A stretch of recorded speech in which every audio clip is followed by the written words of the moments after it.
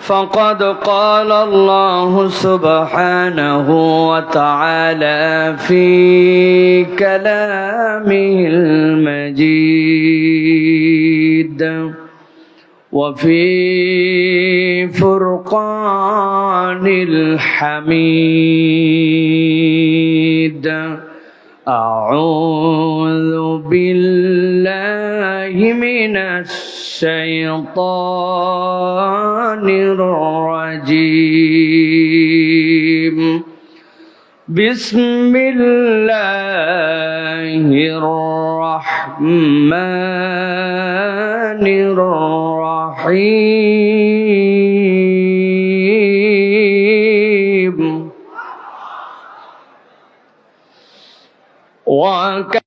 وكذلك أوحينا إليك روحا من أمرنا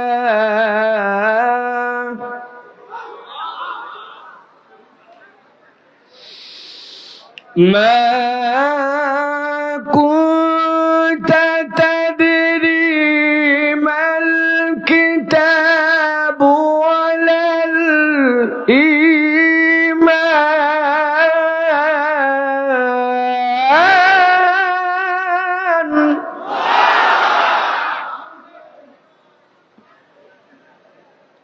ولكن جعلناه نورا نهدي به من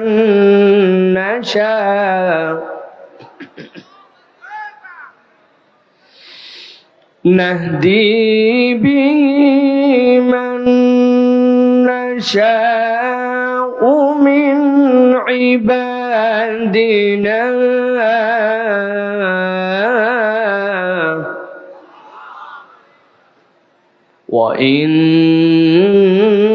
وإنك لتهدي إلى صراط مستقيم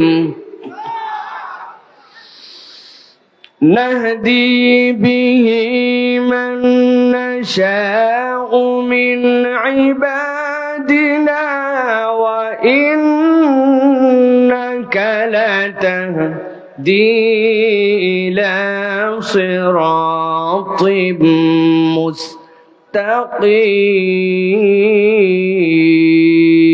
مستقيم. وقال الله سبحانه وتعالى آمرا ومخبرا إن الله وملائكته يصلون على النبي يا أيها الذين آمنوا صلوا عليه وسلموا تسليما. اللهم صل على محمد وعلى آل محمد كما صليت على إبراهيم وعلى آل إبراهيم إنك حميد مجيد. اللهم بارك على محمد وعلى آل محمد كما باركت على إبراهيم وعلى آل إبراهيم إنك حميد مجيد.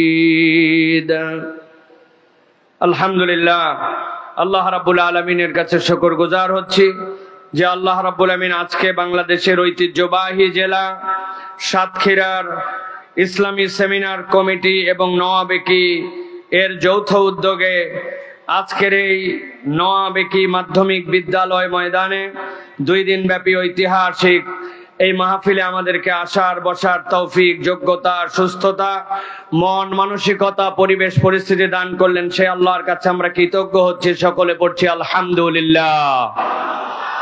দরুদ এবং সালাম বর্ষিত হোক মানবতার মহান মুক্তির দূত আকায়ে নামদার তাজেদারে মদিনা আপনার আমার প্রিয় রাসূল জনাবে মুহাম্মদুর রাসূলুল্লাহ সাল্লাল্লাহু আলাইহি ওয়াসাল্লামের প্রতি। আজকের এই মাহফিলের সম্মানিত সভাপতি জনাব মাকসুদুর রহমান সাহেব, অবসরপ্রাপ্ত যুগ্ম সচিব, গণপ্রজাতন্ত্রী বাংলাদেশ সরকার।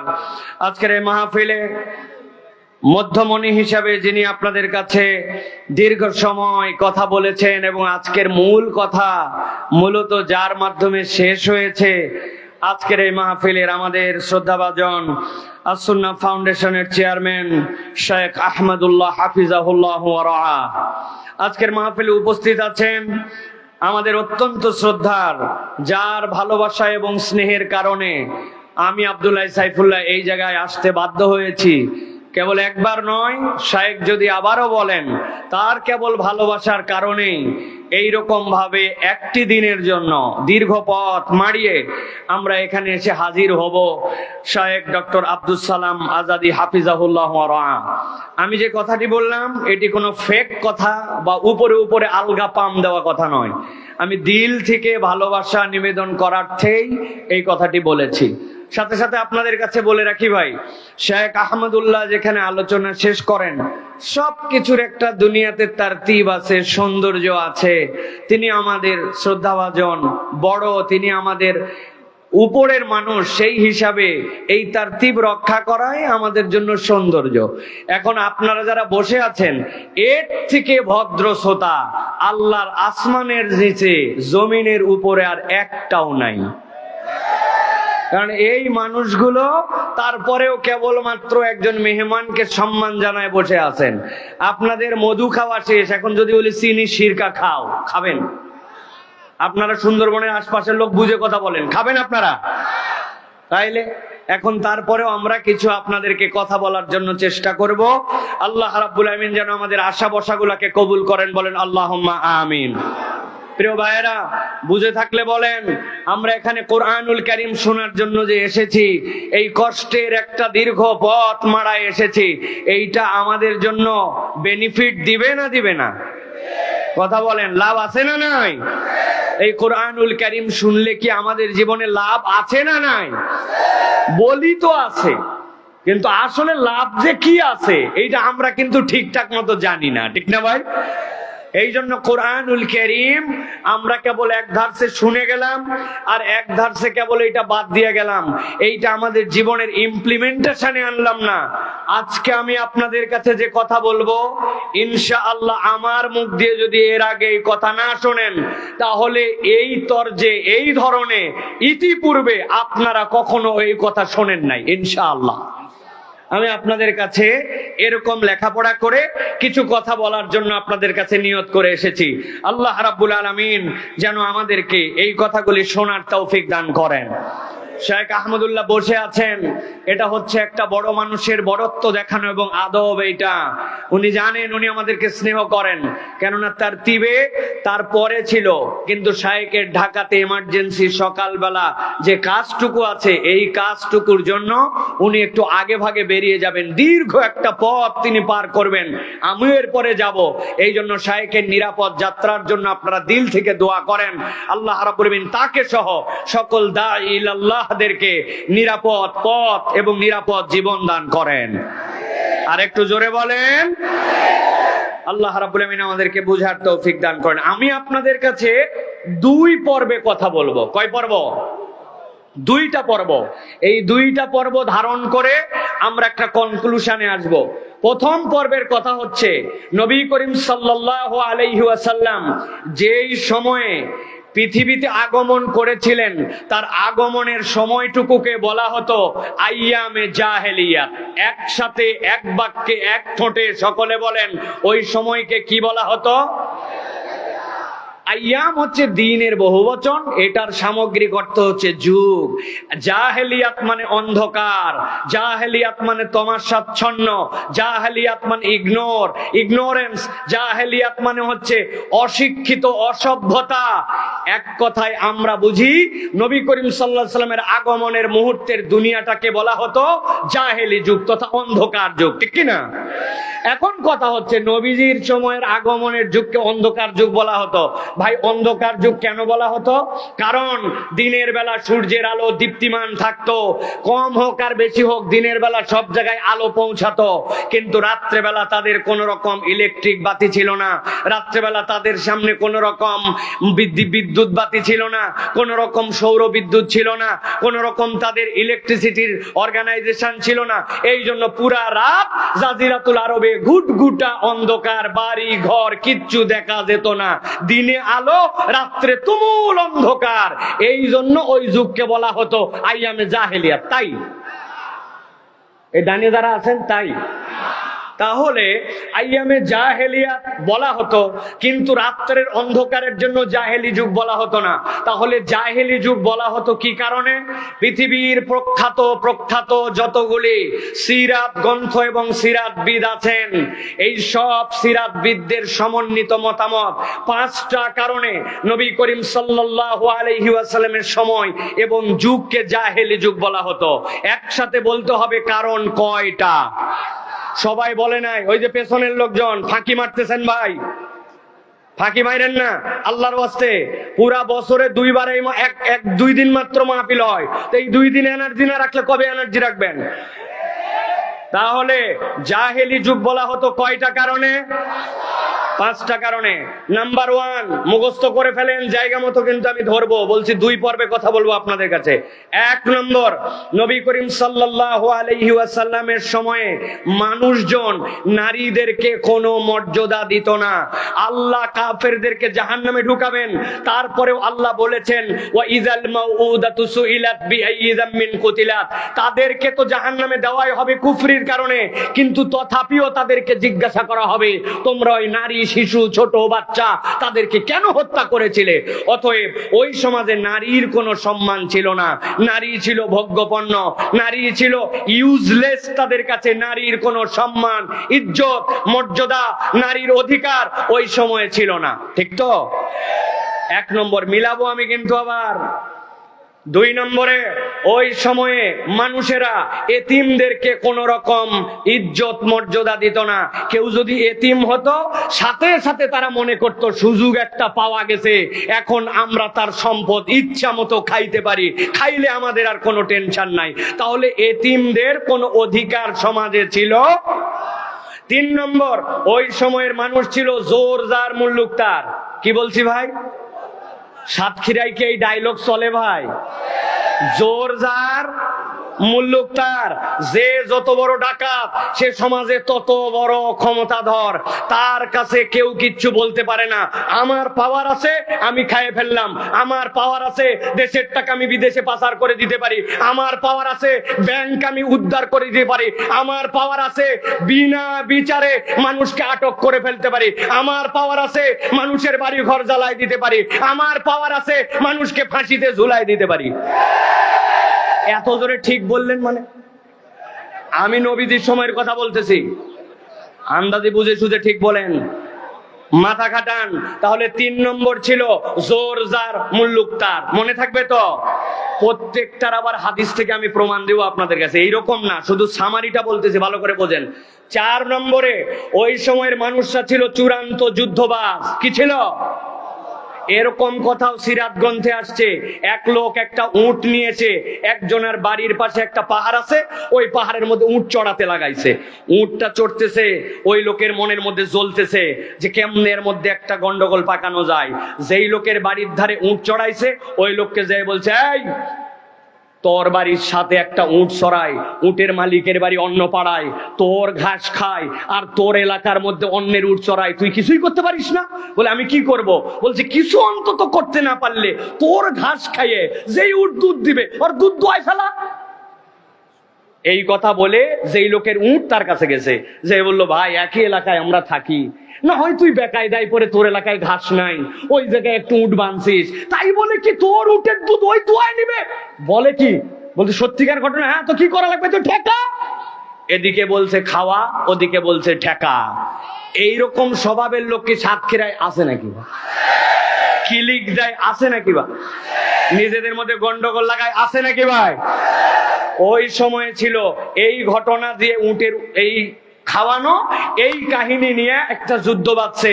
ইতিহাস সাক্ষ্য দিচ্ছে 100 বছর তারা যুদ্ধ করেছে, কয়েক হাজার মানুষকে তারা হত্যা করে ফেলেছে। এটা ছিল 4 নম্বর। 5 নম্বরে ওই সময় খানায় কাবা সহ মূর্তি পূজার এক বিশাল জগৎ তারা তৈরি করেছিল। আমি আমার ভাষায় একটা ডায়লগ বলি আপনাদের মনে রাখার সহজের জন্য, যত কাল্লা তত আল্লাহ।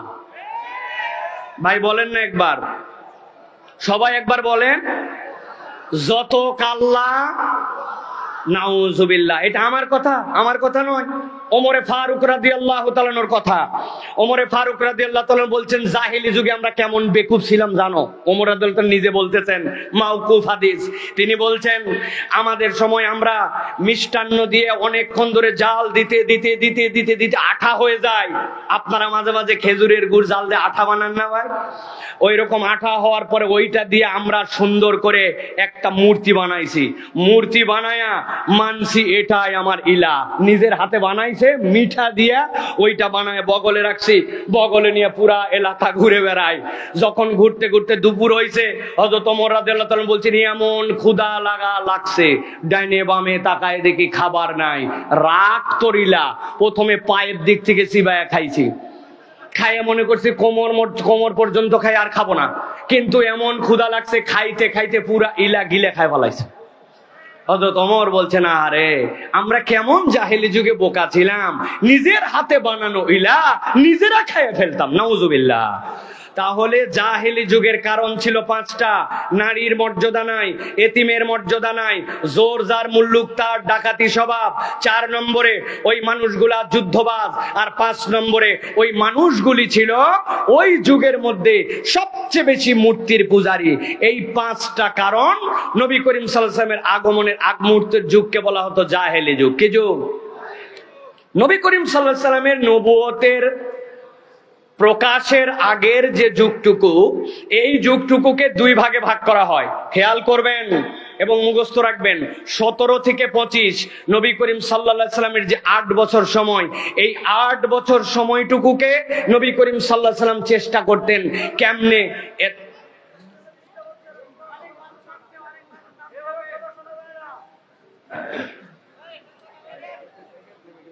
জি শেখ, ঠিক আছে শেখ, আপনি রওনা দিয়ে দেন। প্রিয় ভাইয়েরা, নবী করিম সাল্লাল্লাহু আলাইহি ওয়াসাল্লামের আগমনের প্রকাশের আগ মুহূর্তের যুগটা ছিল 2 ভাগে বিভক্ত। মনে আছে তো নবী করিম সাল্লাল্লাহু আলাইহি ওয়াসাল্লামের আগমনের যুগটাকে কি বলা হতো? নবী করিম সাল্লাল্লাহু আলাইহি ওয়াসাল্লামের জাহেলি যুগ বলা হতো। তার কারণ কয়টা? নবী করিম সাল্লাল্লাহু আলাইহি ওয়াসাল্লামের নবুয়তের প্রকাশের আগের যুগটা কয় ভাগে বিভক্ত? Thank you. এইটা হচ্ছে শ্রোতা, মাশাআল্লাহ। প্রিয় ভাইয়েরা, একটা ছিল 17 থেকে 25। এই সময়টুকুতে নবী করিম সাল্লাল্লাহু আলাইহি ওয়াসাল্লাম চেষ্টা করেছেন কেমনে কওমকে বিভিন্ন ধরনের অন্যায় থেকে মুক্ত করা যায়। আমি সংক্ষেপে বলতেছি, দীর্ঘ সময় যেহেতু বলা যাবে না।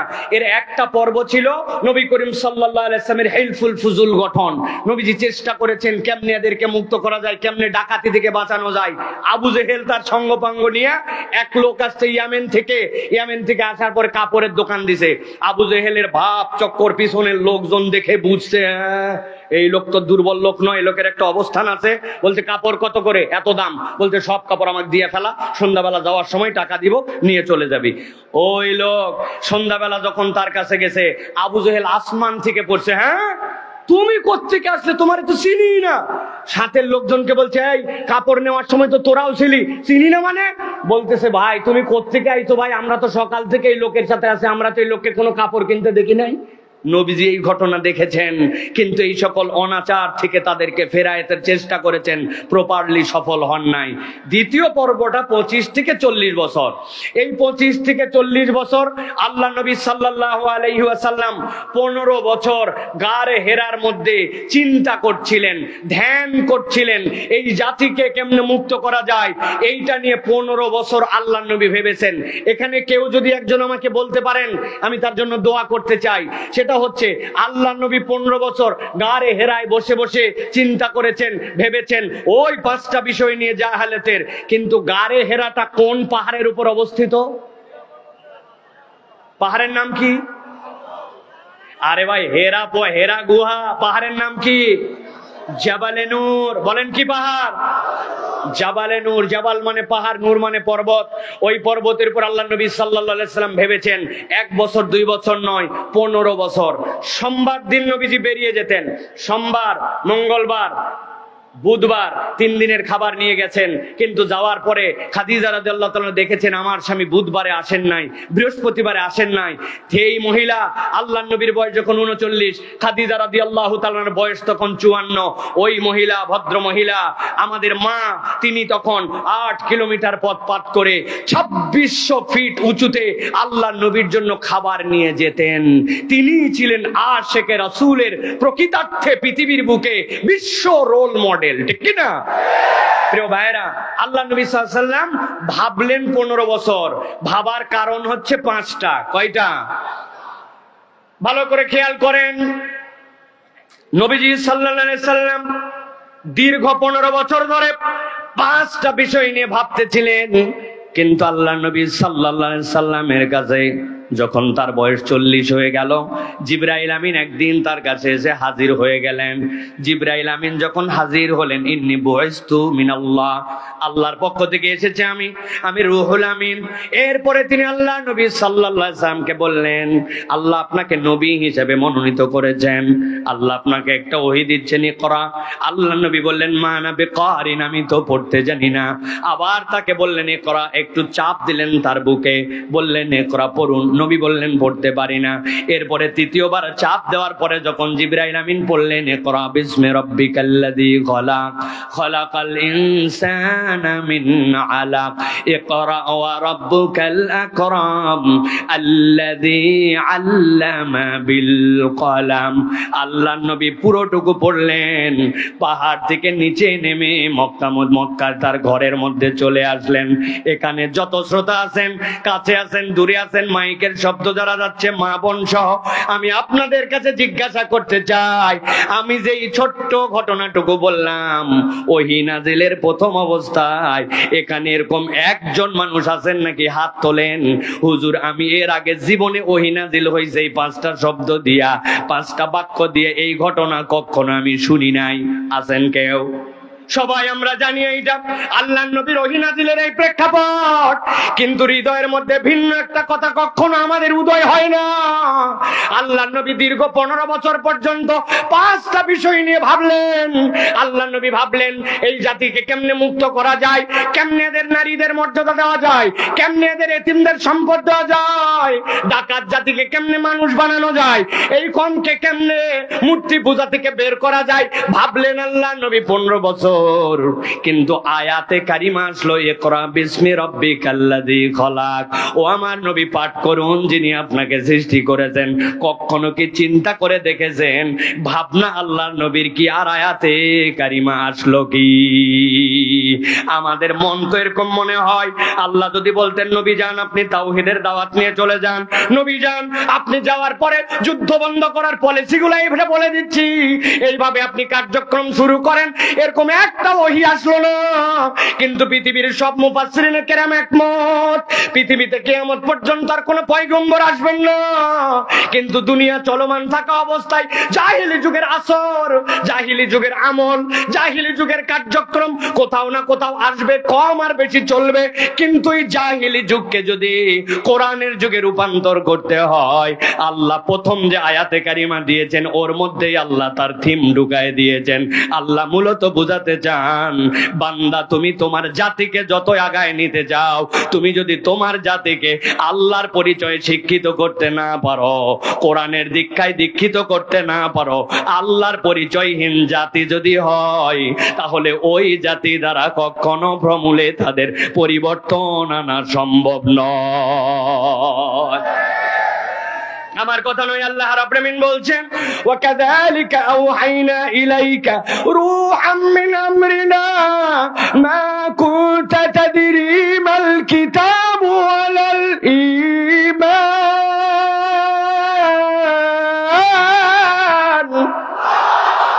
আল্লাহ বলছেন, এই দুনিয়ার মানুষ ভালো করে জেনে রাখো, আমি আল্লাহ নবীকে যেই মাধ্যম দিয়ে ওহী দিলাম, কাযালিকা ওহাইনা ইলাইকা রূহাম মিন আমরিনা, এমন একটা অথেন্টিক সোর্স দিয়ে আমি দিয়েছি যেইটার তুলনা হবে না। আল্লাহ নবীর স্ব আকৃতিতে যেই মানুষটা আল্লাহর নবীর কাছে হাজার হাজার হাজার হাজার বার আসতেন, তাকে মাত্র জীবনে 2 বার দেখেছেন। জিবরাইল আমিন এত বড় এত বড় এত বৃহৎ আল্লাহর সৃষ্টি। আল্লাহ নবী গারে হেরায় জিবরাইল আমিন ছিলেন ওই যে আরাফাতের দিকে। আল্লাহ নবীর অনুরোধে যখন জিবরাইল আমিন নিজেকে প্রকাশ করে কেবল 2-4টা পাখা মেলে দিয়েছেন, পিছনের দুনিয়ার থেকে 12 লক্ষ গুণ সূর্যটা পিছনে আড়াল হয়ে গেছে। আল্লাহ এত বড় সৃষ্টি জিবরাইল আমিন দিয়ে আল্লাহ বলছেন, আমি আপনাকে কোরআন দিলাম। আল্লাহ এরপরে বলছেন, ও আমার হাবিব, আমি আপনাকে তো কোরআন দিলাম, কিন্তু কি দিলাম জানেন? মা কুনতা তাদরি মাল কিতাবু ওয়ালাল ঈমান। আপনি যদিও কখনো পথভ্রষ্ট ছিলেন না, মূর্তি পূজারী ছিলেন না, হেদায়েতের উপরেই ছিলেন, কিন্তু আমার হাবিব আপনি কখনো প্রপারলি কিতাব কাকে বলে আর ঈমান কাকে বলে এইটা আপনি জানতেন না। আল্লাহ বলতেছেন, আপনাকে আমি কি দিলাম? আল্লাহ বলছেন, মা কুনতা তাদরি মাল কিতাবু ওয়ালাল ঈমান। আপনি ঈমান আর কিতাব জানতেন না, আপনাকে দিলাম আমি এইটা, কিন্তু কেবল ঈমান আর কিতাব দেই নাই। আল্লাহ বলছেন, মূলত আমি আপনাকে দিয়েছি ওয়ালাকিন জাআলনাহু নূরা। আল্লাহ বলছেন, আমি মূলত আপনাকে নূর দিয়েছি। আল্লাহ ঈমানকে আর কোরআনকে আপনার আমার জন্য নূর হিসাবে বর্ণনা করেছেন। আল্লাহ বলছেন, এই কোরআন তোমাদের জন্য আলো। সুবহানাল্লাহ। জিজ্ঞাসা করব আপনাদের কাছে, যদিও এই জায়গায় এখন কোরআন নাই, বুঝানোর জন্য আপনাদেরকে বলছি, ভালো করে খেয়াল করেন। আপনাদের এলাকায় সাতক্ষীরা অঞ্চলে মাঝে মাঝে বিদ্যুৎ যায় ভাই, কথা বলেন, বিদ্যুৎ যায়, সন্ধ্যার পরে আলোহীন হয়। আমি একটা বুদ্ধি শিখাই দিচ্ছি আপনাদেরকে। এখন থেকে যখন বিদ্যুৎ যাবে, আপনারা বুদ্ধি করে কোরআন শরীফ খুলবেন। কোরআন শরীফ খুলে এই রকম করে আপনার সন্ধ্যার পরে ফ্রিজের উপরে অথবা টেবিলের উপরে এরকম করে বের করে রাখবেন, তাহলে দেখবেন আপনার পুরা বাড়ি আলো হয়ে গেছে। তাই তো? কথা বললেন না যে আপনারা? তাই তো? কেন একটু আগে আপনারাই কেবল বললেন ওয়ালাকিন জাআলনাহু নূরা, কোরআনকে আল্লাহ আলো করে পাঠাইছেন, আবার এখনই বলতেছেন আলো হবে না। তার মানে আপনাকে বুঝতে হবে কোরআনের আলোর হিসাবের মধ্যে একটু আল্লাহর দেওয়া বর্ণনার ভিন্ন ভঙ্গি আছে, ঠিক কি না? কি ভঙ্গি? এখানে যারা আছেন আমার সামনে, আমি আপনাদের কাছে জিজ্ঞাসা করি, জীবনে একবার হাত ভাঙ্গা, পা ভাঙ্গা, মাথা ভাঙ্গা এক্সরে করছেন অথবা এমআরআই করছেন অথবা জীবনে একবার সিটি স্ক্যান করছেন, এরকম কোন রুগী এখানে আছেন নাকি ভাই? জীবনে এক্সরে করা লাগছে এরকম আছেন ভাই? বাবা, দেখি সবাই এক্সরে করছেন। ভালো করে খেয়াল করেন, আপনাকে এক্সরে রুমে নিয়ে গেছে, যাওয়ার পরে বলছে আমরা বাহিরে গেলাম, ভিতরে আপনাকে যখন বলবো দীর্ঘ একটা নিঃশ্বাস নিয়ে আপনি দম বন্ধ করেন, তখন কিন্তু দম বন্ধ করবেন। আবার যখন ছাড়তে বলা হবে ছেড়ে দিবেন। আপনাকে ভিতরে নিচে নেওয়ার পরে বলছে জোরে করে নিঃশ্বাস টানেন, দম বন্ধ করেন। দম বন্ধ করছেন, 3 সেকেন্ডের মধ্যে আপনাকে বলছে হয়ে গেছে, আপনি বের হয়ে আসেন। যেই না বাইর করছে, বাইর করার পর দেখো বাবা, হাত নিয়ে গেছিলাম ভাঙ্গা, ওই হাতের হাড্ডি এদিকে গেছে, এদিকে গেছে, কালো একটা পেপারের সামনে চলে আসছে। বুকের মধ্যে আপনার কি সমস্যা, ওইটাও এক্সরে পেপারের মধ্যে, এমআরআই এর মধ্যে, সিটি স্ক্যানের মধ্যে ধরা পড়ে গেছে। ঠিক আপনি কেমনে বুঝলেন যে ওইটা আপনার কখন গেল আর কেমনে ওইটা দেখলো? ওইটার মধ্যে একটা অতি বেগুনি রশ্মি আছে, যেটা আপনি আমি চোখে দেখতে পাই না, কিন্তু যে সমস্যা, ওই সমস্যাটা সেখান থেকে ধরা পড়ে গেছে। আল্লাহ বলছেন, নবী আপনাকে আমি কিতাব দিলাম আর ঈমান দিলাম, আপনি দেখতেছেন কিতাব আর ঈমান, কিন্তু আমি আল্লাহ এর দ্বারা মূলত আপনাকে একটা আলো দিলাম। এই আলোটাই এমন আলো, ওই যে জাহেলি যুগের 5টা যে সমস্যা, আল্লাহ রাব্বুল আমিন এই ঈমান আর এই কোরআন দিয়া যুগে যুগে ওইটার সমাধান করে দিবে। সুবহানাল্লাহ। আমার কথা নয়, আল্লাহ রাব্বুল আমিনের কথা। আল্লাহ বলতেন, ইয়া আইয়ুহান নাস কদ জাআতকুম মাউইযাতুম মির রাব্বিকুম ওয়া শিফাউল লিমা ফিস সুদুরি ওয়া হুদাও ওয়া রাহমাতুল লিল মুমিনিন। মুমিনিন। আল্লাহ বলছেন এই কোরআন তোমার জন্য আল্লাহর পক্ষ থেকে মাউইজা, এই কোরআন আল্লাহর পক্ষ থেকে তোমার জন্য হুদা, এই কোরআন আল্লাহর পক্ষ থেকে তোমার জন্য শিফা, আর এই কোরআন হচ্ছে কিয়ামত পর্যন্ত মুমিনের জন্য রহমত। সুবহানাল্লাহ। আল্লাহ রাব্বুল আলামিন এই জন্য বলছেন ওয়া ইন্নাকা লাতাহদি ইলা সিরাতিম মুস্তাকিম। আল্লাহ এই কোরআন দ্বারা তোমাদেরকে সিরাতুল মুস্তাকিমের পথে অটল অবিচল রাখবেন কিয়ামত পর্যন্ত। সুবহানাল্লাহ। প্রিয় ভাইরা, দুনিয়ায় সন্ত্রাস, দুনিয়ায় অন্যায়, দুনিয়ায় নানান ধরনের জুলুম, অবিচার, এইগুলা যদি আপনাদের কাছে এখন ওইটার সাথে রিলেট করে আমি প্রত্যেকটা পয়েন্টের আলোকে বুঝাই, 2 থেকে 2.5 ঘন্টা মিনিমাম এটার উপরে সময় লাগবে। আপনাদের এই পরিমাণ ধৈর্য আপাতত নাই, আর আমিও এই পরিমাণ আপনাদেরকে ধৈর্যচ্যুতি ঘটাতে চাই না। তবে 2-1টা উদাহরণ দেই। আপনাদের এলাকায় ওই যে বাজারের মধ্যে দেখলাম একটা বড় সাইনবোর্ড, সাইনবোর্ডের মধ্যে দেখলাম এইরকম করে একটা মহিলার ছবি দেওয়া, বগল কাটা, পেট পিট বাইর করা, আর হাতের মধ্যে এরকম করে একটা দাগ দিয়া বুঝাইছে যে এই শীতে যদি বাঁচতে চান তাহলে এই মলমটা লাগান। মলমের নাম আর বললাম না, কিন্তু আপনারা জানেন। আমি আপনাদের কাছে একটু জিজ্ঞাসা করতে চাই, শীতকালে শুধুমাত্র মেয়েদেরই হাত পা ফাটে না ছেলেদেরও ফাটে? ঘেরের মধ্যে কি মেয়েরা বেশি কাজ করে না ছেলেরা? মাঠে কি মেয়েরা না ছেলেরা? লবণের খেতে মেয়েরা না ছেলেরা? হার্ড লেবার করে কি মেয়েরা না ছেলেরা? তো ছেলেরা সব বেশি করলো, কিন্তু মলম খালি মেয়েদের লাগাতে বললো। ব্যাপার কি? আপনি মনে করছেন এর দ্বারা নারীর স্বাধীনতা, নারীর সম্মান? আসলে এর দ্বারা নারীর স্বাধীনতা, নারীর সম্মান নয়। ওই জাহেলি যুগে নারীকে যেরকম পণ্য বানাইছিল, এখনো বিজ্ঞাপন করে ওদেরকে পণ্যে রূপান্তর করতে চায়। আপনি বোঝেন নাই, শুধু পার্থক্যটা ওই জায়গাতে। প্রিয় ভাইয়েরা, এই জন্য ওই যে ডাকাতি জোরজার মুল্লুক স্যার, আমি তো কম্বল কিনে নিয়ে যাচ্ছি ঠাকুরগাতে দেওয়ার জন্য, কাউরান বাজার পার হব, এমন সময় দেখি পেছন থেকে একজন এসে বলছে, হুজুর আপনার ট্রাকের পেছনের কম্বল কিন্তু চুরি হয়। আমি তো লাভ দিয়ে নামছি, বেটা আমি বেঁচে থাকতে এরকম ইয়াং মানুষ আমার কম্বল চুরি করবি, আর তোর একদিন কি আমার একদিন। নামে পিছনে যাব, যে দেখি ব্লেড মারে কম্বল কয়টা নিয়ে গেছে।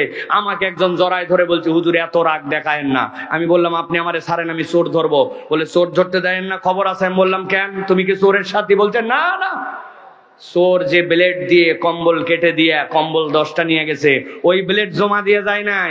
আপনি হুজুর লাফায়া যাচ্ছেন 10 কম্বলের জন্য, এরপরে ব্লেড দিয়ে আপনার ভুঁড়ি বাইর করে হেলাবে। এই ঘটনা হচ্ছে মক্কা শরীফে, তাই তো না ভাই? 1450 বছর আগে। প্রিয় ভাইয়েরা, এই যে জাহালাত, এই যে অন্যায়, এই যে যুগ পরিক্রমায় নতুন নতুন আপনি সমাজ পরিবর্তনের জন্য খেলা দেখালেন। আপনি সমাজ পরিবর্তনের জন্য বিরাট বড় সিসি ক্যামেরা লাগাইছে, সিসি ক্যামেরা লাগায়া চিন্তা করছে দেশকে আমরা উন্নত করে ফেলবো। ভাবছিল না ভাই? আরো বড় বড় ডাকাত তৈরি হয়েছে, চোর তৈরি হয়েছে। আপনি ঠিক বললেও ঠিক, না বললেও ঠিক। আমি পাসপোর্ট করার জন্য গেছিলাম, মেয়াদ শেষ, আমাকে যাওয়ার সময় বলছে প্রস্তুতি নিয়ে যাবেন। আমি চিন্তা করছি ওখানে যাই হয়তো সই টই করা লাগবে, জন্য কলম নিয়ে যেতে বলছে। না জি না, আপনারাও ভাত খান মাছ খান, আমরাও ভাত খাই মাছ খাই। ওই প্রস্তুতি নিতে বলে নাই, বলছে মাল নিয়ে যাইয়েন। আমি নিয়ে গেছি। পাসপোর্ট অফিস দোতলায়, আমাকে খালি ঘুরায় আর ঘুরায়।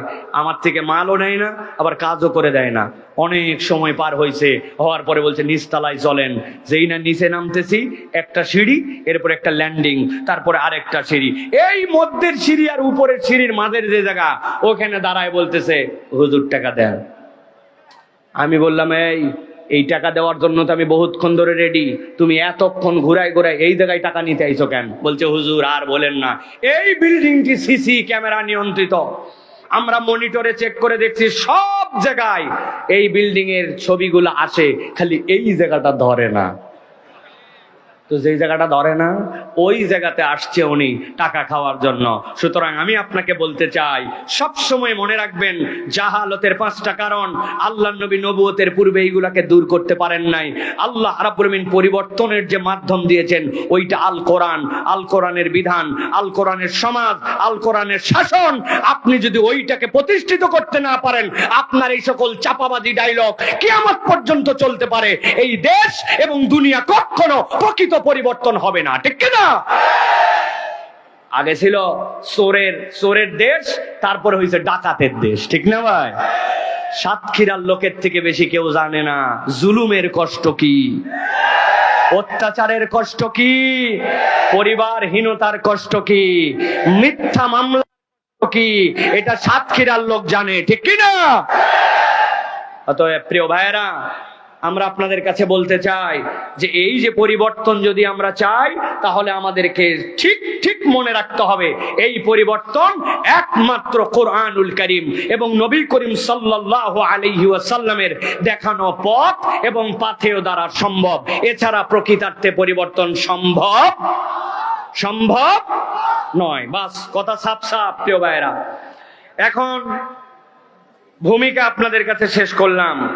আপনারা যদি এখন বলেন যে হুজুর এর আলোকে আপনি কিছু কথা বলেন, তাহলে আমি আপনাদের কাছে কিছু কথা বলতে চাই। রাজি আছেন?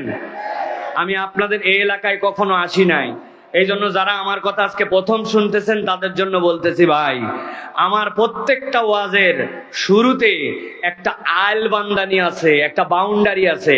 আমি যা ইচ্ছা তাই বলি না। দেশে প্রচুর ওয়াজ মাহফিল হয়, কিন্তু ম্যাক্সিমাম ওয়াজের শুরু নাই, শেষ নাই, আগা নাই, গোড়া নাই। এই জন্য আমাদের লোক, আমাদের সমাজের শ্রোতারা প্রকৃতার্থে কোনো বার্তা নিয়ে যেতে পারে না। এই জন্য আমি কেবলমাত্র একটু আইল বাঁধলাম। মনে করেন না ওয়াজ শুরু হয়ে গেছে, ওয়াজ আরো বহুত বাকি আছে। আপনারা কি শুনতে রাজি আছেন? বুঝে বলেন, রাজি আছেন আপনারা? ও মুরব্বীদের শ্রোতা কিন্তু আমার না, যাদের বয়স 40-এর উপরে, এগুলো একটাও আমার শ্রোতা না। আমার শ্রোতা ইয়াং যারা, ঠিক কিনা? ইয়াংরা আছো ভাইয়েরা? হাত দুটা টান টান করে তোলেন দেখি, কারা কারা আছেন? হাত শক্ত করেন। নামান, হাত নামান। হাত তুলতে হবে না, দাঁড়ান। আগে কথা আছে আপনাদের সাথে আমার, 10 সেকেন্ড আগে কথাটা ক্লিয়ার করি, তারপরে। ভাই, আপনাদের সাতক্ষীরার এই অঞ্চলে হাত সোজা করার মানেটা আমাকে আগে ক্লিয়ার করে দিবেন। হাত সোজা করেন মানে এইরকম, হাত সোজা করেন মানে আপনার ওই যে শাড়ির কিয়ের ভিতর দিয়ে, রুমালের ভিতর দিয়ে এরকম হাত সোজা করেন মানে এইরকম। ভাই, আমাদের ঢাকাতে হাত সোজা করেন মানে এইরকম। আপনাদেরও যদি এরকম হয়, তাহলে আল্লাহর ওয়াস্তে হাতগুলো এরকম করে তুলবেন, তবে সবাই তুলবেন না। যাদের হাতের মোবাইল চলে গেছে, গিরিজ নাই, এরকম অনেক লোক আছে ভাই, আছে না ভাই? মোবাইল নাই, গিরিজ মোবাইল নাই, তাদের হাত তোলার দরকার নাই। যাদের গিরিজ মোবাইল আছে তারা একসাথে আমার সাথে দাঁড়ানো বসানো সামনে পিছে সবাই হাত দুটা সোজা করেন। হ্যাঁ, থামেন, আন্দাজে হাত নামান, আরেকবার হাত নামান। শেষ কষ্ট দিব একবার, কোনো কথা বলবেন না, একটা শব্দ করবেন না। এবার আমরা হাত তুলবো, তবে হাত তোলার পর দেখবো কাদের হাতগুলা সোজা হয় নাই আর কাদের মোবাইল গিরিজ নাই। যৌক্তিক কারণ থাকলে মুরব্বী উঠাতে পারে না, হাত ভেঙে গেছে বাদ। কিন্তু যৌক্তিক কারণ না থাকার পরেও যদি হাত সোজা না করে, তাহলে আমরা এবার হাত তুলে ডানে বামে তাকায় দেখবো। পারবেন না ইনশাআল্লাহ? পারবেন ইনশাআল্লাহ? আর রাস্তাঘাটে কতগুলো এখনো ঘোরাফেরা করতেছে, আসছে বাড়িতে বলে আমরা কিন্তু ওয়াজ শুনতে যাচ্ছি, কিন্তু আমি দেখছি 5-7 জন মিলে বিড়ি খায়, পাঁপড় খায়, কতগুলা জীবনে চটপটি দেখে নাই, চটপটি খায়। আর বাড়ির যাই বলবো ওয়াজ শুনতে গেছিলাম। বিখ্যাত টাউট এইগুলা, ঠিক কিনা? আপনার ওয়াজ শোনা জরুরি না, ফরজ না, ওয়াজিব না। পছন্দ না হলে বাড়ি চলে যান, কিন্তু ওয়াজের নাম করে এসে বাইরে ঘুরবেন, প্যান্ডেলে আসবেন না। আল্লাহর কাছে আপনার নামে আমরা বিচার দিব, ঠিক কিনা? সবাই একসাথে তাহলে এবার হাত তুলবার, ডানে বামে তাকায় দেখবো। রেডি তো সবাই? সবাই রেডি তো? কোনো কথা হবে না মুখ দিয়ে। হাত সোজা করেন, টান করেন, টান টান করেন, সোজা সোজা। এবার একটু পিছনে টানা দেন, ডাইনে দেন, একটু ডাইনে দেন, একটু বামে দেন, সবাই সবাই। এবার একটু সামনে দেন, এবার একটু সোজা করেন, এবার হাত দুটো একটু নড়াচড়া দেন সবাই। এবার একটু তাকায় দেখেন কারা নড়াতে পারতেছে না, নড়াচ্ছে সবাই, শক্ত করেন শক্ত। এবার গলাটা একটু পরিষ্কার দেন, ভালো করে দেন, শক্ত করেন, শক্ত শক্ত শক্ত, সোজা সোজা। এবার হাত বুক বরাবর নেন, এই বরাবর নিছেন সবাই। এবার আমরা আকাশ বাতাস মুখরিত করে একটা তাকবীর দিতে চাই, পারবেন ইনশাআল্লাহ?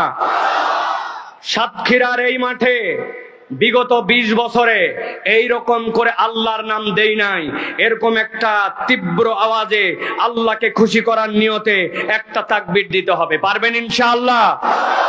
পারবেন? যারা পারবেন না তারা বলেন আল্লাহুম্মা আমিন। ওই যে আছে দেখছেন, অনেক লোক আছে, এরা সলিড লোক। আমি দিনাজপুরে এক মাহফিলে গেছি, বহুত পাম পট্টি দিছি ভাই। একটা ফাটাফাটি তাকবীর দিতে হবে, একটা জান ভোলানো তাকবীর দিতে হবে, আল্লাহকে খুশি করে একটা তাকবীর দিতে হবে। এই সকল পাম পট্টি দিয়ে আমি বলছি লিল্লাহে তাকবীর। এক মুরব্বী সামনে ছিল, উনি উত্তর দিছে আল্লাহু আকবার। ওই দিন আমি বুঝছি ভাই, পাম পট্টি দিয়ে মানুষের থেকে জোরে তাকবীর নেওয়া যাবে না। ওই দিন থেকে পাম দেওয়া বাদ দিছি, বুঝছি এক শ্রেণীর লোকই আসছে, যত বলেন কাজ হবে না, ঠিক না ভাই? একটা হিম্মত করে তাকবীর দিতে পারবেন ইনশাআল্লাহ? বুক বরাবর হাত আছে তো? গলা থাকলেই কি আর গেলেই কি, ভাঙলেই কি আর থাকলেই কি, পারবেন ইনশাআল্লাহ? ওই যে পিছনে দাঁড়ায় আছেন চাচা, সবুজ কালারের আপনি চাদর পরে দাঁড়ায় আছে মুরব্বী একটা, একবার পিছনে অন্ধকারে, রেডি তো সবাই? দেখি তাহলে আমি বলবো লিল্লাহে তাকবীর, আপনারা হাত দুটো উপর দিকে ছুঁড়ে দিয়ে বলবেন আল্লাহু আকবার, পারবেন না ইনশাআল্লাহ? ইনশাআল্লাহ। চলেন তাহলে সকলে একটা তাকবীর দেই, লিল্লাহে তাকবীর, লিল্লাহে তাকবীর। আল কোরআনের আলো, আল হাদিসের আলো, তোমার নেতা আমার নেতা, তোমার নেতা আমার নেতা, আলেম ওলামা যেখানে, আল্লাহর আইন যেখানে, লিল্লাহে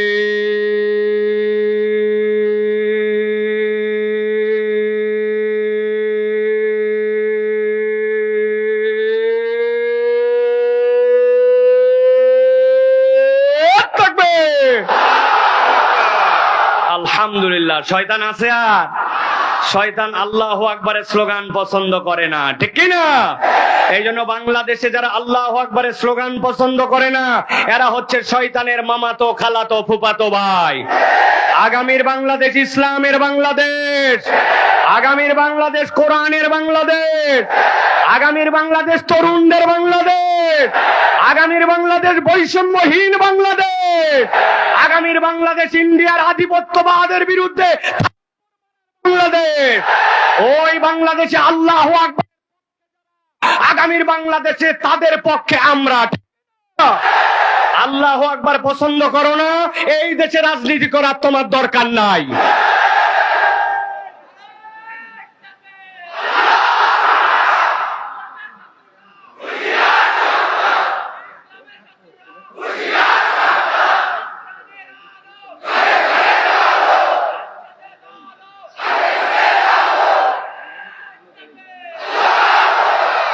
মাশাআল্লাহ, আলহামদুলিল্লাহ বলেন। যেগুলার মনের মধ্যে একটু একটু আইছিল যে থাকি কি যাই, শয়তান আপাতত ঘেরে ঘেরে পালায় গেছে, ঠিক কি না? আমরা তাহলে আর দেরি করব না, সরাসরি কোরআনুল কারীমের মধ্যে প্রবেশ করব এবং কোরআনুল কারীম থেকে একটা নির্ধারিত বিষয়ে একটুখানি কথা শুনে আমরা চলে যাব ইনশাআল্লাহ। সবাই বলেন আল্লাহুম্মা আমিন। একটা মুখবন্ধ, আমি জোরে বলতে বলি নাই, কিন্তু আপনারা কিন্তু ভুল বুঝেন, হুজুররা বোধহয় খালি জোরে জোরে, না ভাই জোরে না, কিন্তু সাপোর্ট করেন কথাটাকে। আল্লাহ আমরা যে কথা শুনবো এইটার উপর আমল করে আমাদেরকে যাওয়ার তৌফিক দান করো, বলেন আল্লাহুম্মা আমিন। আল্লাহ আমাদেরকে কবুল করুক। তাহলে বিতাড়িত শয়তান থেকে আশ্রয় প্রার্থনা করে সমস্বরে একযোগে আমরা সকলে কুরআনুল কারীমের মধ্যে প্রবেশ করব। সকলে আমার সাথে পড়েন, আউযু বিল্লাহি মিনাশ শাইতানির রাজীম, বিসমিল্লাহির রাহমানির রাহিম। ইন্নাল মুত্তাকিনা ফি জান্নাতিন ওয়া উয়ুন উদখুলুহা বিসালামিন আমিনিন। আল্লাহ রাব্বুল আমিন বলছেন, দুনিয়াতে আল্লাহ রাব্বুল আমিন আশরাফুল মাখলুকাত করে মানুষকে সৃষ্টি করলেন, কিন্তু এই মানুষ কেবল মানুষ হিসাবে আশরাফুল মাখলুকাত না। ওই মানুষের সাথে আশরাফুল মাখলুকাত হইতে হলে চারটা তার সাথে সম্বন্ধ যুক্ত হতে হয়। এক নম্বর সম্বন্ধ, ওই মানুষকে আল্লাহর বিধানের প্রতি সমর্পিত হতে হবে।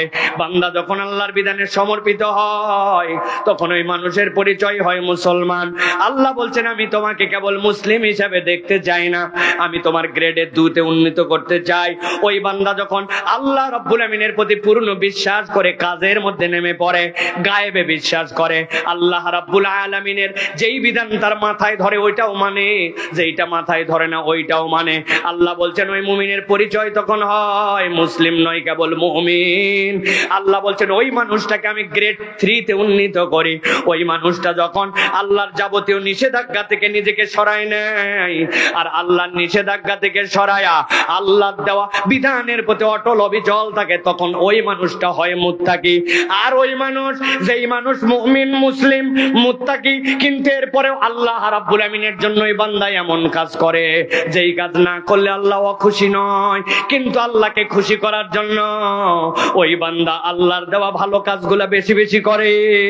আল্লাহ বলছেন ওই বান্দা তখন আল্লাহর কাছে মুহসিনের দপ্তরে আল্লাহ তার নাম লিখে নেন। আল্লাহ বলছেন দুনিয়ার মানুষ ভালো করে জেনে রাখো, আমার এই 4 শ্রেণীর বান্দার মধ্যে ইন্নাল মুত্তাকিনা ফি জান্নাতিন ওয়া উয়ুন, আমার বান্দাকে আমি রব্বুল আমিন মুত্তাকির দপ্তরে তুললে তাকে আমি জান্নাতে রাখবো, আর আমি তার জন্য ঝর্ণা ধারার ব্যবস্থা রাখবো।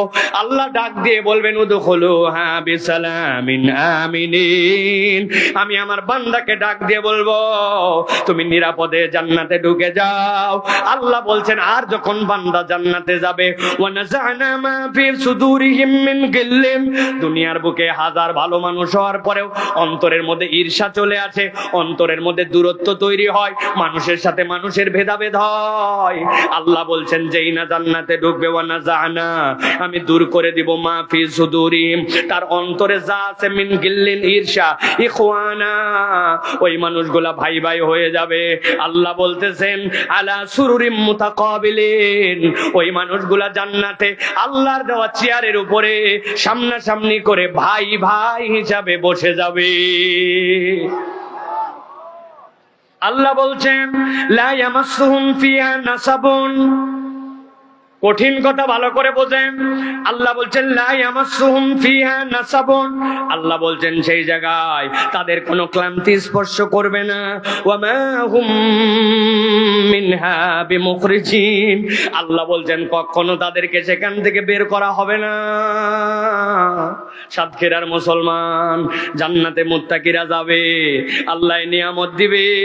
আমি শুনলাম, আমারও জান্নাতে যেতে মন চায়, কিন্তু নিজের আজকে সকাল থেকে আমলের দিকে যদি তাকাই, আমি মুরব্বী মানুষ হয়ে গেছি, মানুষ মনে করছে ভালো লোক, এই লোকটার গুনাহ খাতা করে না, কিন্তু উনার সামনে দিয়ে একটা মহিলা গেছিল, ওই মুরব্বীর অন্তরে কি চিন্তা আসছে, ওইটা যদি কপাল দিয়ে লেখা হতো দুনিয়ার মানুষ হয়তো তাকে সালামও দিত না, ঠিক কি না?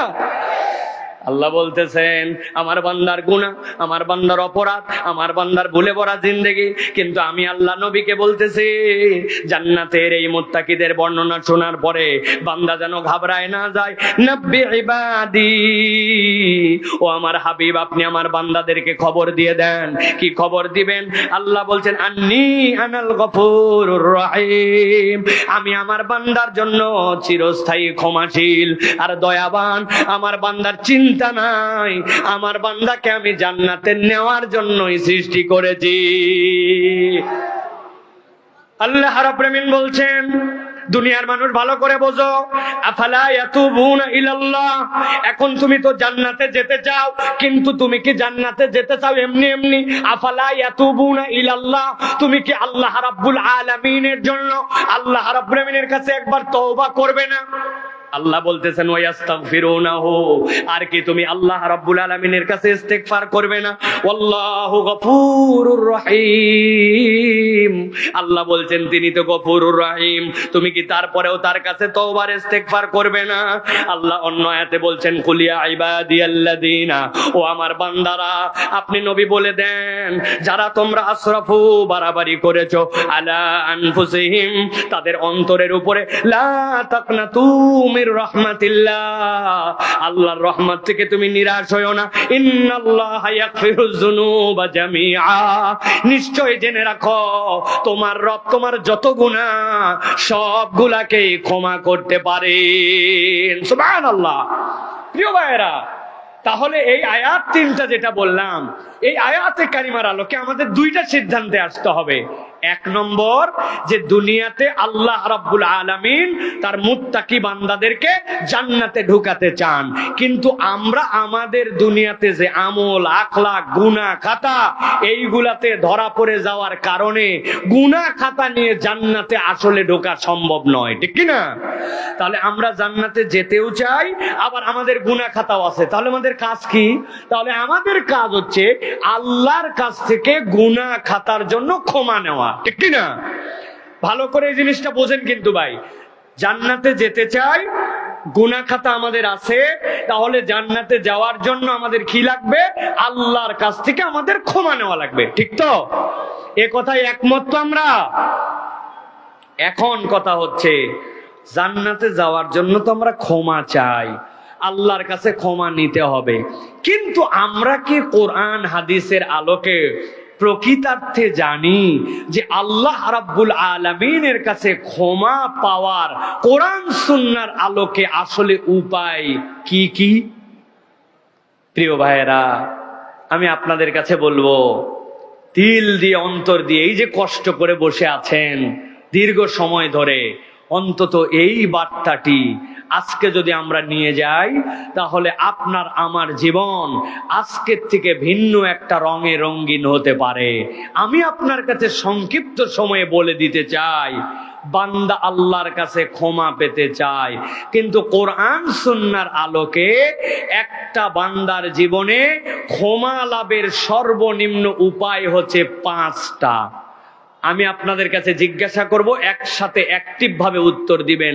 কোরআন সুন্নাহর আলোকে বান্দার জীবনে ক্ষমা লাভের সর্বনিম্ন উপায় কয়টা? সবাই বলেন নাই, আল্লাহর ওয়াস্তে একবার সবাই বলেন, ক্ষমা লাভের সর্বনিম্ন উপায় কয়টা?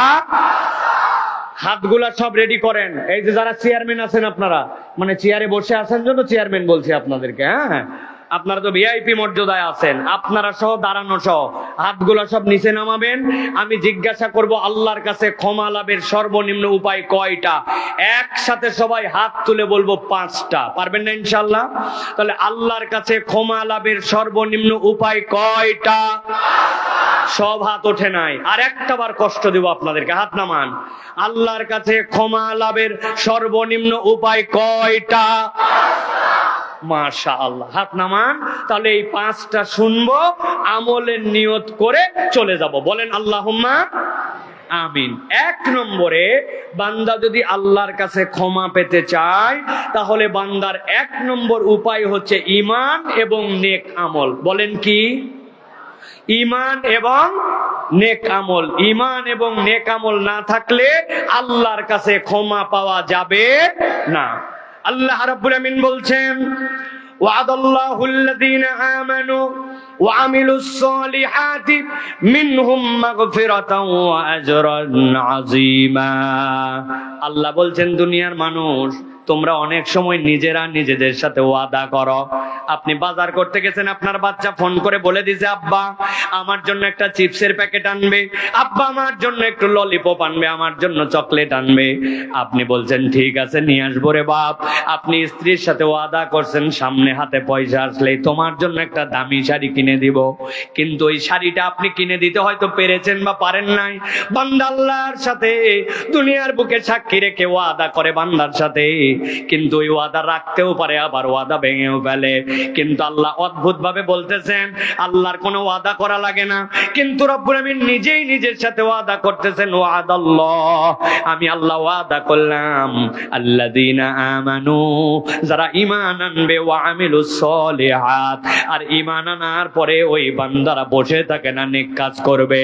আমাদের অনেকের ধারণা নেক কাজ মানে হচ্ছে নামাজ রোজা হজ যাকাত, এইটুকুই কেবল আমাদের নেক কাজ। ভালো করে জেনে রাখেন, আপনি আপনার জেহেনের মধ্যে যতদিন বেঁচে থাকবেন এটা ঢুকাই দিয়ে রাখেন, আপনি যদি পরীক্ষায় 33 পান ওইটা আপনার জন্য যেরকম পাস মার্ক, ওইটার নিচে নেমে গেলে আপনার যেমন আর পরীক্ষায় পাস করা হয় না। আপনি যদি ফেল করে যান আপনার রেজাল্ট যেরকম আসবে না। আল্লাহর নবী বলছেন বুনিয়াল ইসলাম আলা খামসিন, ইসলামের বেনা হচ্ছে 5টা, নামাজ রোজা হজ যাকাত আর আপনার ঈমান। আপনার যদি নামাজ রোজা হজ যাকাত না থাকে আপনি ইসলামের মধ্যে নিজের নামই রাখতে পারবেন না, ঠিক না? তাহলে যেইটা না থাকলে আপনার ইসলামের মধ্যে নামই না থাকে, ওইটা কেবলমাত্র ভালো কাজ কেমনে হয় আল্লাহ এই জায়গায় ওইটার কথা বলেন নাই।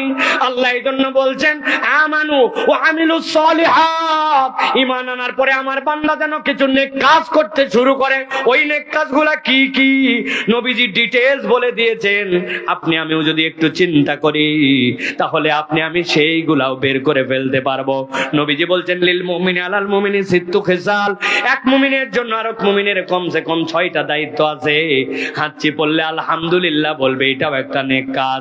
কেউ আলহামদুলিল্লাহ বলেছে শুনলেই আর হামুকাল্লাহ বলছেন, কেউ মারা গেছে জানাজায় চলে গেছেন, অসুস্থ হয়েছে আপনার কোনো স্বার্থ নাই আপনি দেখতে চলে গেছেন, রাস্তার মধ্যে কোনো কিছু পড়ে আছে ওইটাতে বুঝছেন মানুষের বিপদ হবে আপনি একটু সরিয়ে দিয়েছেন, মসজিদের মধ্যে ঢুকেছেন 5-7 মিনিটে কোনো সময় আছে বসেই যেতে পারেন, বসে যান নাই, 2 রাকাত তাহিয়াতুল ওযু পড়েছেন, 2 রাকাত দুখুলুল মসজিদ পড়েছেন। আপনি ভ্যান চালান, ভ্যান চালাতে চালাতে নিয়ম বানায় নিছেন প্রত্যেকদিন 100 বার নবীর প্রতি দরুদ পড়ব, সুবহানাল্লাহি ওয়া বিহামদিহি সুবহানাল্লাহিল আযীম 100 বার করে পড়ব, ইস্তেগফার করব। আপনার ছোট্ট ছোট্ট কাজ, কিন্তু এই কাজগুলো আপনার জন্য নেক আমল।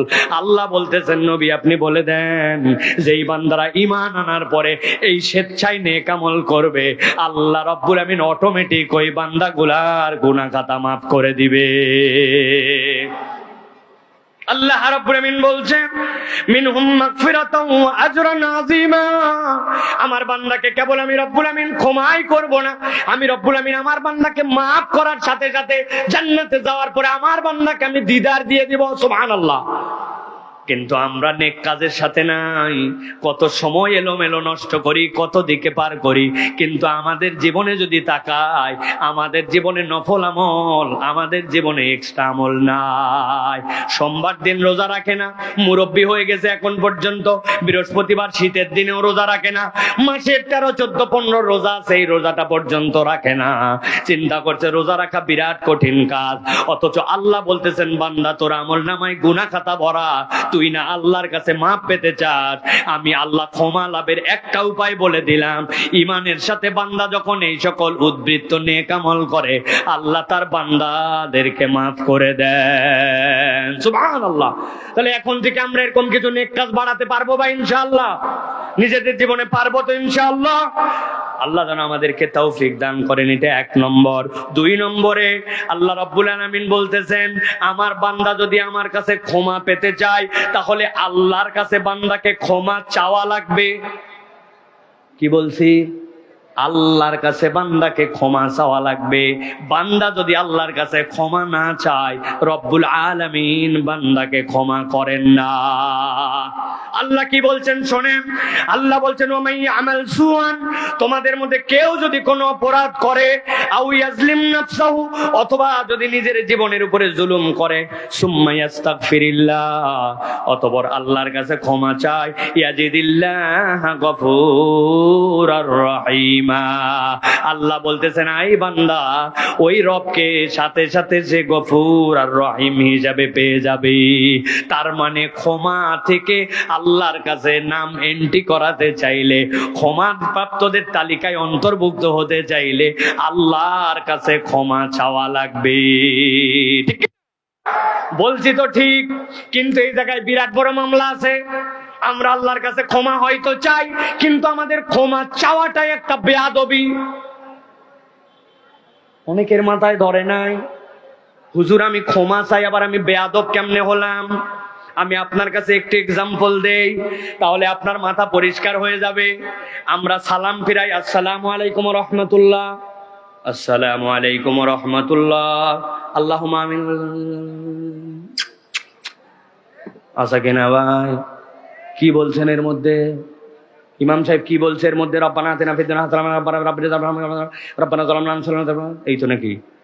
ইমাম সাহেব তাও এইটা বলছে হয়তো আস্তে আস্তে, কিন্তু আপনি যখন ব্যক্তিগত নামাজ পড়ছেন, আপনার সেই সময়ের অবস্থাটা একবার বিবেচনা করেন। কি বলছেন আপনি এর মধ্যে?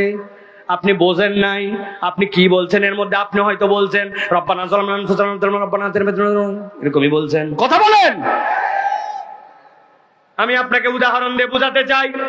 আল্লাহর কাছে ক্ষমা চাই, ক্ষমা চাওয়াটা স্বয়ং বেয়াদবি কেমনে? আপনি বৃদ্ধ হয়ে গেছেন, আপনার এলাকার চেয়ারম্যান সাহেবের কাছে গেছেন, একটা সার্টিফিকেট আপনার দরকার, বার্ধক্যজনিত কারণে আপনি এখন বৃদ্ধ, ওই বয়স্ক ভাতার জন্য একটা আপনার সার্টিফিকেট দরকার। আপনি চেয়ারম্যানের কাছে গেছেন, যাওয়ার পরে জিজ্ঞাসা করছেন অফিসে, চেয়ারম্যান আছে, বলছে হ্যাঁ আছে, চাচা যান, এখন আপনার সিরিয়াল। চেয়ারম্যান টেবিলে বসে আছে, আপনি চেয়ারম্যানের সামনে হাজির। এই আমি আব্দুল গফফার, এলাকার মধ্যে আমার বয়স হয়েছে, কিন্তু আমার কিন্তু আর কাজের মতো কাজ করতে পারে না, আমার জন্য একটা বয়স্ক সার্টিফিকেট দরকার, মেহরবানি করে আগামীকালের মধ্যে আমার বয়স্ক সার্টিফিকেট ব্যবস্থা করে দিবে কিনা? আসসালামু আলাইকুম। চেয়ারম্যান বলছে এটা কে রে, পাগলাটা করতে গেছে, ধর তো ধর। আপনার ছেলের একটা চাকরি দরকার, আপনি গেছেন এমপি সাহেবের কাছে, এমপি সাহেবের সাথে দেখা করে বলতেছেন, ডাইরেক্ট দেখার পরে আসসালামু আলাইকুম, আমার ছেলেটা কিন্তু চাকরি উপযুক্ত হয়েছে, তুমি ওর চাকরি ব্যবস্থা করে দিবে, আগামী 2-3 দিন তোমাকে সময় দিলাম। আসসালামু আলাইকুম। এমপি বলবে ধর ধর ধর ধরে বান্ধে ফেলো রে, বদমাইশ কোথাকার, কেমনে কি বলতে আসছে, নাকি আমারে গালাগালি করতে আসছে? কথা ঠিক কিনা? আপনি একটু বিবেচনা করে দেখেন, আপনার চেয়ারম্যান লোড নিতে পারে না, আপনার এমপি লোড নিতে পারে না, আরে অত দূর কেন যাচ্ছেন? আপনি কোন দোকানে আপনার পয়সা দিয়েও যদি জিনিস কিনেন, আর দোকানদারকে যদি হরমর হরমর করে বলেন, বলে তোমার মতো ক্রেতা আমার দরকার নাই, অন্য দোকান দেখো। দুনিয়ার মানুষ এইটাকে আদব আর বেয়াদবের মামলা নিছে, আর আপনার আমার জীবন গুনায় ভরা, ভুলে ভরা। আল্লাহ বলতেছেন বান্দা যদি আমার কাছে ক্ষমা চায় আমি মাফ করব, কিন্তু বান্দা এমন বেয়াদবের মতো ক্ষমা চায়, বান্দার ওই চাওয়াটাই স্বয়ং একটা গুনাহ। এটা কি চাইছেন আপনি আল্লাহর কাছে? রব্বুল আলামিনের কাছে আপনি রব্বানা যালামনা আনফুসানা ওয়া ইল্লাম তাগফির লানা রব্বানা আতিনা ফিদ দুনিয়া হাসানা, ওইটুক পর্যন্ত বিনয়ের সাথে বলতে পারে না। বান্দার বিপদের কোনো শেষ নাই, বান্দার চাহিদার কোনো শেষ নাই, আল্লাহর কাছে এ চাই সে চাই, কিন্তু 10 মিনিট ধরে আল্লাহর কাছে হাত তুলে দোয়া করেছে, সিজদায় পড়ে গেছে, পড়ার পরে 10 মিনিট আল্লাহর কাছে বলতেই আছে, চোখগুলা ভার হয়ে গেছে, লাল হয়ে গেছে, পুরা জীবনের 50 বছরে 10 মিনিটের দোয়া নাই, আধা ঘন্টার সিজদা নাই, ওই বান্দা গুনাহ নিয়ে নাকি আল্লাহর কাছে আবার মাপ চাই। এইটা আল্লাহর কাছে মাপ চাওয়া নয়, এটা আল্লাহর কাছে একটা বেয়াদবি। ঠিক? হুজুর কতগুলা পাইছে কন্ট্রাক্টর, হুজুরের সাথে দেখা হয়েছে, হুজুর দোয়া করবেন, আমার ছেলের জন্য দোয়া করবেন, হুজুর সংসারে অশান্তি দোয়া করবেন, হুজুর টাকা পয়সা যেন একটু হয় দোয়া করবেন, হুজুর আমার বউ কথা শোনে না দোয়া করবেন, হুজুর ছেলে কথা বলার ঢংই আলাদা, হুজুরের ঠেকা পড়ে গেছে। আপনি আপনার আল্লাহর কাছে কোনোদিন বললেন না, আল্লাহ আমার 3টা ছেলে, আমার 2টা ছেলে, আমার 2টা মেয়ে, আমার একটা নাতনি, আমার একটা ছেলে পড়ালেখা করছে। আই রব, তুমি দুনিয়ার কত কাউকে দিলে, আমার সন্তানটাকে দিবে না কেন আল্লাহ? আল্লাহ আমার সন্তানটাকে হেদায়েতের উপর রাখো, আল্লাহ আমার সন্তানটাকে একটা ভালো জবের ব্যবস্থা করো, আল্লাহ আমার সন্তানটাকে দিনের উপর রাখো, আল্লাহ আমার সন্তানটাকে হাফেজ বানাও, আল্লাহ আমার সন্তানটাকে ইমাম নববী বানাও, আল্লাহ আমার সন্তানটাকে তুমি ইমাম বুখারীর মতো কবুল করো। বাপ হয়ে আধা ঘন্টা সিজদায় বলে না, হাত তুলে আল্লাহর কাছে দোয়া করে না, দোয়া করাকে কন্ট্রাক্টরি বানাইছে। আল্লাহ বলছেন বান্দা আমার কাছে ক্ষমা পাইতে চাইলে বুঝ খাটা, চাওয়ার মতো চাওয়া লাগবে। ইস্তেগফার মানে কেবল হাতে গুনে গুনে আস্তাগফিরুল্লাহ আস্তাগফিরুল্লাহ আস্তাগফিরুল্লাহর নাম নয়। হাত তোলেন। এখানে হুজুর সহ আমি সহ আধা ঘন্টা একটা সিজদা দিছি জীবনে, চোখগুলা মনে হচ্ছিল বের হয়ে যাচ্ছিল আমার। হাত তোলেন। এলাকার সব ঘেরালার জন্য দোয়া করছি, ভ্যান আলার জন্য দোয়া করছি, সিএনজি আলার জন্য দোয়া করছি, সারা দেশের কৃষকের জন্য দোয়া করছি, বেনামাজির জন্য দোয়া করছি, এলাকার সবার জন্য দোয়া করছি। আল্লাহ আমেরিকার অমুসলমানদের জন্য দোয়া করছি, পৃথিবীর সবচেয়ে বড় বিজ্ঞানীগুলা যেন মুসলমান হয়, পৃথিবীর যারা বৈমানিক আছে তারা যেন মুসলমান হয়, অ্যাটম বোম যারা বানায় পুরো পৃথিবীকে নিয়ন্ত্রণ করতে পারে আল্লাহ দোয়া করছি। ইলন মাস্কটাকে আল্লাহ হেদায়েত দিয়ে দাও, দোয়া করছেন। আমার দোয়া তো আল্লাহ খালি আমাক দে আল্লাহ তাও ওইটাও ভালো করে বলতে পারে না। রাগ করতেছেন ভাই? বোঝেন বোঝেন এইটা। অতএব আল্লাহর কাছে যদি ক্ষমা পেতে চাই, আল্লাহর কাছে ক্ষমা চাওয়ার মতো চাওয়া লাগবে। রাজি আছি তো? হিসাব মিলাইন বাড়ির যাইয়া। আল্লাহ বলতেছেন নবী আপনি জানাই দেন, বান্দা যখন চাওয়ার মতো চায়, সে তার ক্ষমা চায়, কিন্তু আল্লাহ তাকে 3টা বকশিশ দান করেন। 1 নম্বরে রব্বুল আলামিন তার কঠিন বিপদ থেকে উদ্ধার করে দেন। 2 নম্বর তার দুশ্চিন্তা দূর করে দেন। 3 নম্বর বান্দার রিজিকের টানাটানি দূর করে দেন। বান্দা আল্লাহর কাছে ক্ষমা চায়, আর আল্লাহ বান্দার পেরেশানি, রিজিকের টেনশন আর দুশ্চিন্তাকে বোনাস হিসাবে আল্লাহ মাফ করে দেয়। সুবহানাল্লাহ। 3 নম্বরে বান্দা যদি আল্লাহর কাছে ক্ষমা পেতে চায়, তাহলে ওই বান্দাকে তওবা করা লাগবে। কি করা লাগবে? গুলাই ফেলছি আমরা, হুজুর ইস্তেগফার তো করলাম, এবার তওবা কি জিনিস ভালো করে মিলায় নেন। তওবার ইস্তেগফারের মধ্যে যোজন পার্থক্য আছে। তওবা মানে কি? আল্লাহ বলতেছেন ওয়া হুয়াল্লাযী ইয়াকবালুত তাওবাতা আন ইবাদিহি, আল্লাহ তার বান্দার তওবা কবুল করেন বান্দার পক্ষ থেকে। আল্লাহ নিজেই ব্যাখ্যা করেছেন তওবা মানে কি জানো নাকি? তুবু ইলাল্লাহি তাওবাতান নাসুহা, তুমি তওবা করো। নাসুহা তওবা, নাসুহা মানে কি? যারা আরবি ব্যাকরণবিদ তারা বলছেন নাসুহা শব্দটা 2টা মাদ্দা থেকে বের হয়ে আসছে। একটা হচ্ছে নাসাহাতুন আর একটা হচ্ছে নাসহাতুন। নাসাহাতুন থেকে যদি আসে তুবু ইলাল্লাহি তাওবাতান নাসাহা আই নাসুহা, ওই নাসাহা মানে বান্দা যেন আল্লাহর কাছে ফেরত আসে, যে জায়গায় ছিল না ওই জায়গাতে যেন আবার ফেরত চলে আসে। আল্লাহ বলছেন ফেরত আসা মানে কি? আগে ভুল করছি, ভবিষ্যতে করব না, এখন জায়গা মতো আসলাম আল্লাহ, এরকম ধানাই পানাই নয়, এইবারের মতো মাপ চাই নিলাম, সুযোগ পালে আবার 2 নম্বর করব। আল্লাহ বলছেন এইটা তওবা নয়, তওবা হচ্ছে ফেরত আসা। আর নাসহাতুন থেকে যদি আসে, তার মানে হচ্ছে আপনার কোন একটা বাচ্চা হবে, আপনার কোন একটা নাতিপুতি হবে, দেখবেন নানিরা দাদিরা সাথে সাথে কাঁথা সেলাই করে। আপনার পুরাতন লুঙ্গি, বাড়ির পুরাতন চাদর, মহিলার পুরাতন শাড়ি, 3টাকে এক করে এরপরে কাঁথা সেলাই করে। ওই 3টা যদি আলাদা আলাদা করে টানতেন ছিঁড়ে যেত পুরাতন, কিন্তু ওই বাড়ির পুরাতন লুঙ্গি, পুরাতন চাদর আর আপনার পুরাতন শাড়ি 3টা মিলাই যখন জোড়া দিয়ে কাঁথা বানাইছেন, ওই বাচ্চা 6 মাস পেশাব পায়খানা করে তারপরেও কাঁথা ছিঁড়ে না। আল্লাহ বলছেন না, সাতুন মানে হচ্ছে তোমার ভাঙা সম্পর্ক জোড়া লাগানো। আল্লাহ বলছেন তুবু ইলাল্লাহি তাওবাতান নাসুহা, আল্লাহর সাথে তোর সম্পর্ক দূর হয়ে গিয়েছিল, এখন সম্পর্কটা আবার জোড়া লাগায় দে।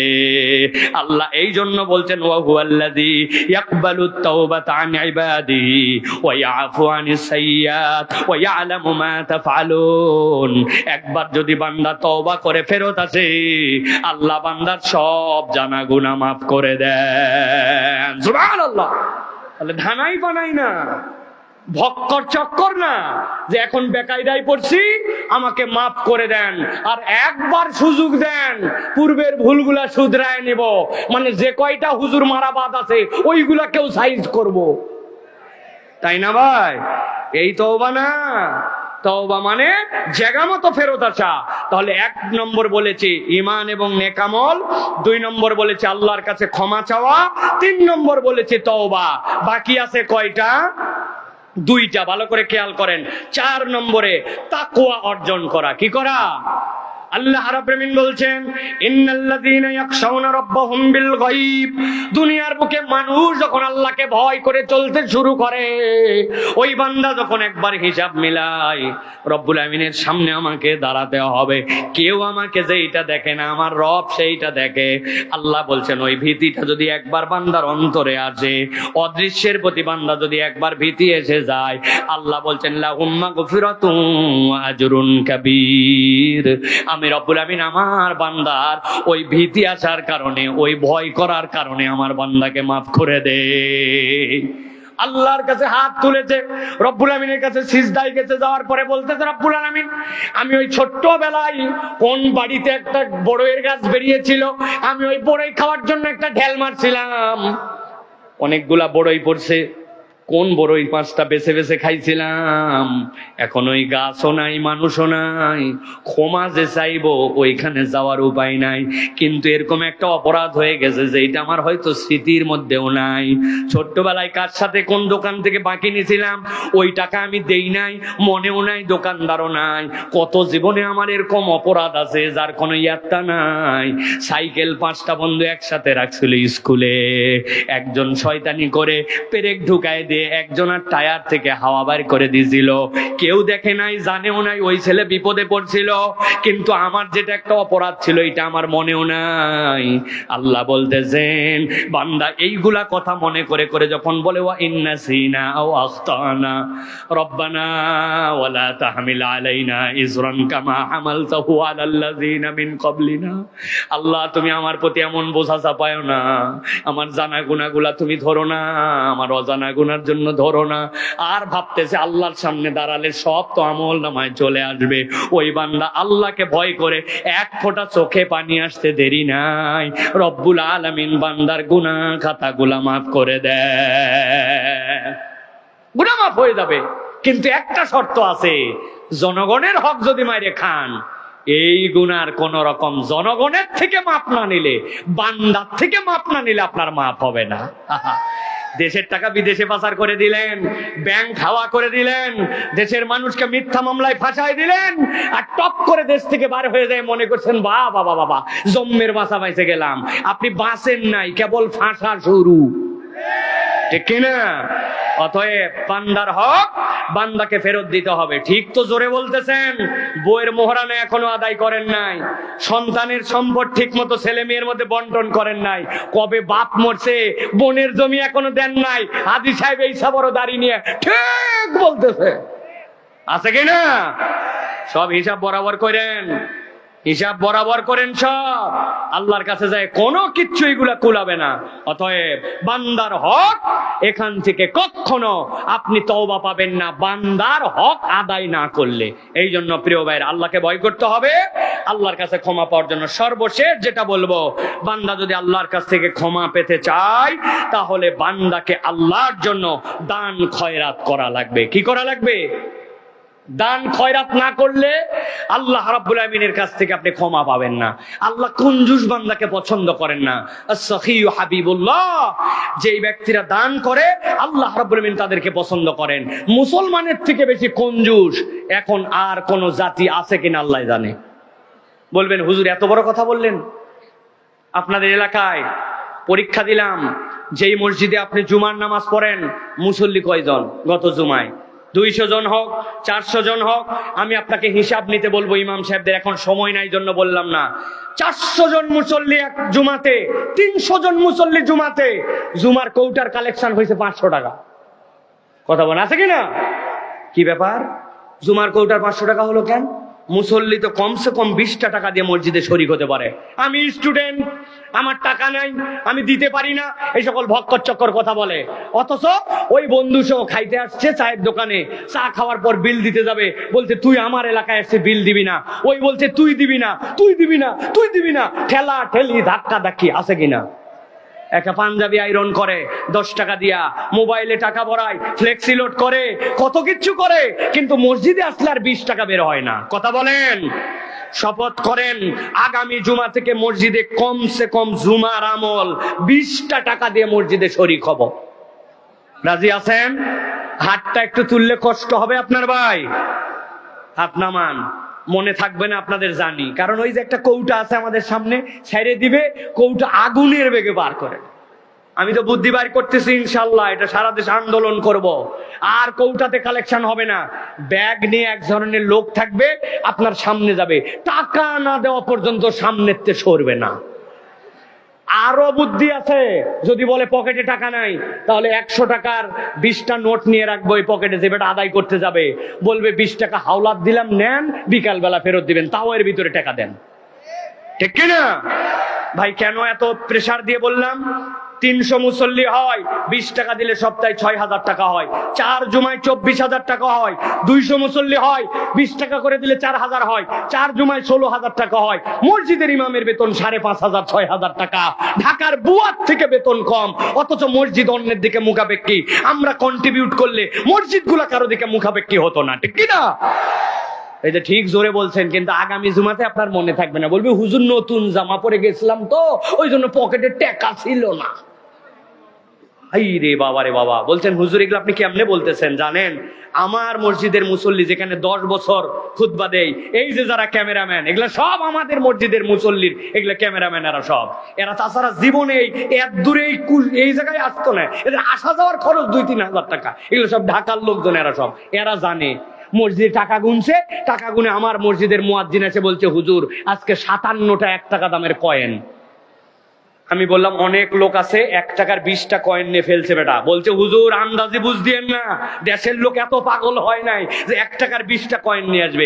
এখনো 1 টাকা দেওয়া মুসল্লি আছে, আছে কিনা? আমাদের পকেট থেকে টাকা বের হয় না। প্রিয় ভাইরা, আল্লাহর কাছে ক্ষমা পেতে চাইলে দান খয়রাত করতে হবে। রাজি আছেন? শেষ একটা কথা বলে শেষ করে দিব, সারা জীবন এই কথাটা বুকে লালন করে চলবেন। এক বড় লোক বাড়ির থেকে বেরিয়ে আসছে, এক গরিব ছেলে, এতিম ছেলে এসে তার কাছে বলছে মুরব্বি কয়টা টাকা দেন। ওই লোকটা দানশীল মানুষ, পকেটে হাত দিছে, আরে মানি ব্যাগ ভুলে আসছি তো। আহা, মানি ব্যাগ না রাখলেও অনেক সময় খোলা টাকা তো বুক পকেটে রাখে, এই বুক পকেটেও টাকা নেই, এই পকেটেও নেই। ওই লোক পুরা বিব্রত হয়ে গেছে। কোটে দেখি তো হাই মানি ব্যাগও আনি নাই, কোন জায়গায় টাকাও নাই। লজ্জায় পড়ে ওই বাচ্চাটার গায়ে হাত দিয়ে বলতেছে বাবা আজকে টাকা আনতে ভুলে গেছি বাপ, মানি ব্যাগটা আনি নাই রে বাপ, খুব দেওয়ার ইচ্ছা ছিল কিন্তু মানি ব্যাগ আনতে মনে নাই, তুই মনে কষ্ট নিস না, ইনশাল্লাহ এর পরের দিন দেখা হলে তো কিন্তু টাকা দিব বাপ, তুই আরো অন্য জায়গার থেকে আজকে পেয়ে যাবি, দোয়া করতেছি। যেই কথা বলছে সাথে সাথে ওই ছেলে ওই মুরব্বির দিক তাকায় বলছে আল্লাহ, যেই মুরব্বী আজকে মানি ব্যাগ নিয়ে না আসছে, আল্লাহ ওই মুরব্বীকে তুমি বারবার মানি ব্যাগ ছাড়া বাহিরে বের করো। এই দোয়া শুনে মুরব্বী লজ্জায় বলতেছে এই বাপে সত্যি সত্যি তুমি মানি ব্যাগ ছাড়া আসছি রে ভাই, একদিন তোকে দিতে পারলাম না, বললাম তোকে পরে দিব, তুই এইরকম একটা দোয়া করলি যে আল্লাহ এই মুরব্বী বারবার তুমি মানি ব্যাগ ছাড়া আনবে, এটা একটা দোয়া হলো। ওই ছেলের চোখ ছলছল হয়ে গেছে, ছলছল করে বলতেছে মুরব্বী আপনি মনে করেন না আপনাকে আমি বদদোয়া করেছি, তো কেন এই কথা বললি? বলছে মুরব্বী যখন আমরা কারো কাছে টাকা চাই, মানুষজন আমাদেরকে টাকা দেয়, নানানজন দেয়, নানানজন আমাদেরকে দেয় না, আবার যারা দেয় তারা আমাদেরকে ধর নে এই এরকম করে দেয়। বিশ্বাস করেন টাকা তো পাই প্রত্যেক দিন হাত পাতলে কোথাও না কোথাও থেকে, কিন্তু আমাদেরকে কেউ একটু আদর করে কথা বলে না, কেউ একটু আমাদের মাথায় হাত দিয়ে কথা বলে না, কেউ একটু নরম করে আমাদেরকে স্নেহ দেয় না। আজকে আপনি মানি ব্যাগ আনতে পারেন না, এই জন্য আজকে আপনি আমাকে যে আদর করলেন, গায়ে হাত দিলেন, মাথায় হাত দিলেন, এই ভালোবাসাটুকু কেউ দেয় না। এই ভালোবাসার জন্যই বলছি, আপনি মানিব্যাগ না নিয়ে বের হন, তাহলে অন্তত এই ভালোবাসাটা একটা লোকের থেকে পাবো। প্রিয় ভাইয়েরা, সব সময় পকেটে টাকা থাকবে না, সব সময় দান খয়রাত আপনি করে আগাতে পারবেন না, কিন্তু বান্দার জীবনের শ্রেষ্ঠতম দান তার নেক আচরণ, তার উত্তম ব্যবহার, তার সুন্দর কথা। আল্লাহ নবী বলছেন, আল কালিমাতুত তাইয়্যিবাতু সাদাকা, তোমার একটা উত্তম কথাও তোমার জন্য সাদাকা হবে, আর তোমার এই সাদাকা যদি একটা কবুল হয় জান্নাতে যাওয়ার কারণ হবে। ও ভাই, আসেন না আমরা একটু সুন্দর কথারও দানের ব্যবহার করি, মানুষের সাথে সুন্দর আচরণ করি, যারা অসহায় তাদের গা হাত বুলায় দেই। আমার সামর্থ্য না থাকলে অন্তত তার পক্ষে একটু দাঁড়াই, যে অসহায় তার পক্ষে একটু আমার ভয়েসটা রেজ করি, এটাও আল্লাহর কাছে একটা দান হিসাবে বিবেচিত হবে। আল্লাহ এই দান কবুল করে আপনার আমার জীবনের গুনাহ খাতা মাফ করে দিবেন। এটা আমার কথা নয়, এটা নবী করিম সাল্লাল্লাহু আলাইহি ওয়াসাল্লামের কথা। তাহলে আমার কথা শেষ, আমি আবার সামারি করে দেই। 2 পর্বে আপনাদের কথা বলেছি। প্রথম পর্বে বলেছি জাহেলি যুগ এবং ওই যুগের পরিবর্তনে আল্লাহ রাব্বুল আলামিন কুরআনুল কারীমকে নূর বলেছেন। অতএব বিশ্ব পরিবর্তন করতে চাইলে কোরআনের আদর্শ, কোরআনের সমাজ, কোরআনের সংবিধান, কোরআনের দেশ, কোরআনের পক্ষের লোক লাগবে, ঠিক কি না? আর 2 নম্বর বলেছি যে আল্লাহর বান্দা হিসেবে আমরা গুনাহ খাতা নিয়ে আসি, ওই গুনাহ খাতা মাফ পাওয়ার জন্য কমসে কম 5টা উপায় অবলম্বন করতে হবে, ঈমান এবং নেক আমল। 2 নম্বরে বলেছি আল্লাহর কাছে ক্ষমা চাওয়া, 3 নম্বরে বলেছি তওবা, 4 নম্বরে বলেছি তাকওয়া বা আল্লাহ ভীতি, 5 নম্বরে বলেছি দান সাদাকা। এইটার যদি সমন্বয় হয়, সমাজের অসভ্যতা, উচ্ছৃঙ্খলতা, সমাজের মধ্যে অনাচার, সমাজের মধ্যে যেই সকল আমাদের অসঙ্গতি, এইগুলো আল্লাহ রাব্বুল আমিন দূর করে দিবেন। বলেন আল্লাহুম্মা আমিন। হাযা মা ইনদি ওয়াল ইলমু ইনদাল্লাহ। সুবহানাকাল্লাহুম্মা ওয়া বিহামদিকা আশহাদু আল্লা ইলাহা ইল্লা আনতা আস্তাগফিরুকা ওয়া আতুবু